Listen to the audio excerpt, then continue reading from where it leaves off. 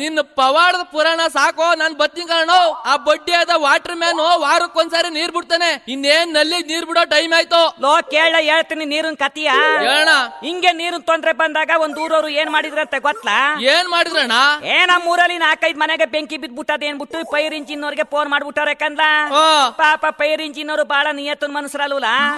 ಏನ್ ಫೋನ್ ಬಂದೆಟ್ಕೆ 4-5 ನೀರಿನ ಲಾರಿಯ ತಕ್ಕಂದು ಸೈರನ್ನು ಹಾಕೊಂಡು ಗಂಟೆನು ಅಳ್ಳಾಡ್ಸ್ಕೊಂಡು ಊರೊಳಕ್ ಹೋದ್ರಂತೆ ಕಂದ. ಎಲ್ಲೂ ಬೆಂಕಿಯೇ ಕಾಣ್ತಾ ಇಲ್ಲ ಇವ್ರಿಗೆ. ಆಗ ಊರ್ನೋರ ಕರೆದು ಕೇಳಿದ್ರಂತೆ, ಏನಂತ?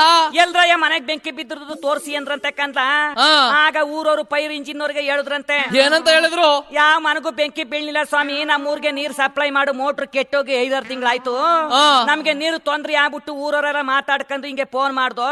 ಬನ್ನಿ ಬೇಜಾರ್ ಮಾಡ್ಕೋಬೇಡಿ, ಹೆಂಗಿದ್ರು 4 ಲಾರಿ ತಂದಿದಿರಲ್ಲ ನೀರ್ ನೋವ, ಎಲ್ರ ಮನೆ ಅಂಡೆ ಬಿಂದ್ಗೆ ತುಂಬಿಸ್ಬಿಟ್ಟು ಹೋಗಿ ಅಂತ ಇಡ್ಕಂದ್ರಂತೆ ಕಂದ. ಸರಿಯಾದ ಕಿಲಾಡಿಗಳು ಕಾರಣ ಊರ್ನವರು. ಹ್ಞೂ ಕಂದ. ಲೋ ಏನಣ್ಣ?